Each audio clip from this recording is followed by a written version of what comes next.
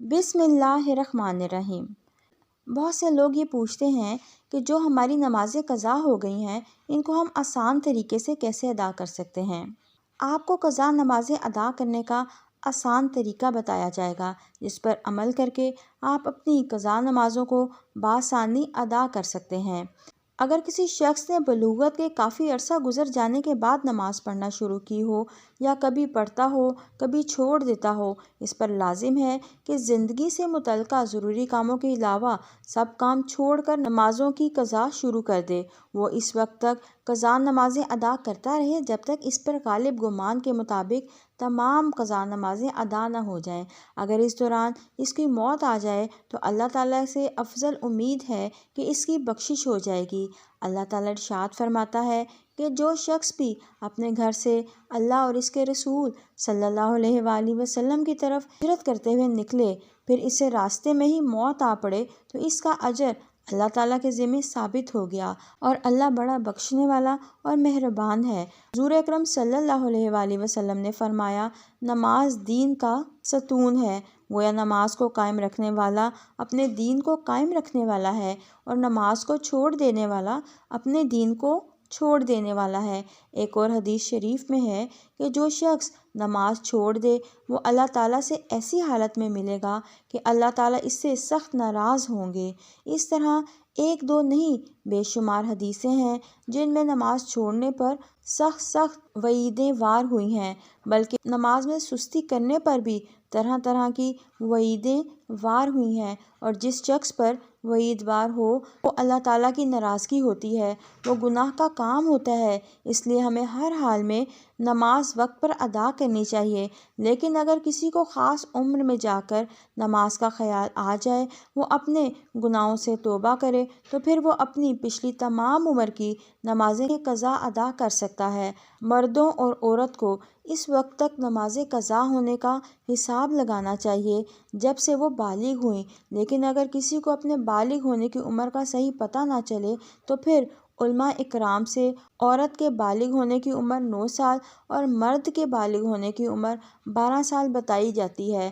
عمر بلوغت سے لے کر اس وقت تک جب وہ اپنی قضا نمازوں کو ادا کرنا چاہتا ہے، اس وقت تک سب نمازوں کو ادا کرنا اس پر فرض ہے۔ مسلمان پر ہر روز 20 رکعتیں فرض ہیں۔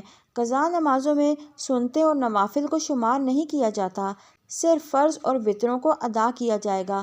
فجر کی نماز کے 2 فرض، ظہر کے 4 فرض، عصر کے 4 فرض، مغرب کے 3 فرض اور عشاء کے 4 فرض اور 3 وتر کی قضا نماز ادا کی جائے گی۔ اس کے علاوہ جو سنتیں اور نوافل قضا ہو گئے، ان قضا نمازوں کی نیت اس طرح کی جائے گی۔ نیت دل کی ہوتی ہے۔ اگر ہم زبان سے نیت کا اظہار کرنا چاہتے ہیں، پہلے فجر کی قضا نمازوں کے واسطے منہ کعبہ کی طرف اللہ اکبر۔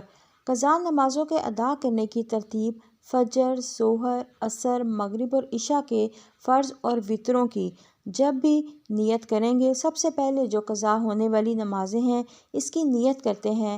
نیت اس طرح کیجیے، مثلاً سب سے پہلی فجر جو مجھ سے قضا ہوئی اور میں نے اس کو ابھی تک ادا نہیں کیا، اس کو ادا کرتا ہوں۔ ہر نماز میں اسی طرح نیت کیجیے۔ جس پر بکثرت قضا نمازیں ہیں وہ آسانی کے لیے اگر یوں بھی ادا کرے تو جائز ہے۔ رکوع اور سجدے میں 3 بار سبحان ربی العظیم، سبحان ربی الاعلیٰ کی جگہ صرف ایک بار کہے، مگر یہ ہمیشہ اور ہر طرح کی نماز میں یاد رکھنا چاہیے کہ جب رکوع میں پورا پہنچ جائے اس وقت سبحان اللہ کا سین شروع کرے، اور جب عظیم کا میم ختم کر چکے اس وقت رکوع سے سر اٹھائے۔ اس طرح سجدے میں بھی کرے۔ ایک تخفیف یعنی کمی تو یہ ہوئی، اور دوسری یہ کہ فرضوں کی تیسری اور چوتھی رکعت میں الحمدللہ شریف کی جگہ فقط سبحان اللہ 3 بار کہہ کر رکوع کر لے، مگر وتر کی تینوں رکعتوں میں الحمدللہ شریف اور سورت دونوں ضرور پڑھی جائیں۔ تیسری تخفیف یعنی کمی یہ کہ سجدہ اخیرہ میں تشہد یعنی اتحیاتوں کے بعد دونوں درودوں اور دعا کی جگہ صرف اللہم صلی علی محمد وآلہ کہہ کر سلام پھیر دے۔ چوتھی تخفیف یعنی کمی یہ ہے کہ وطر کی تیسری رکعت میں دعائے قنوت کی جگہ اللہ اکبر کہہ کر فقط ایک بار یا 3 بار رب اغفر لی کہے۔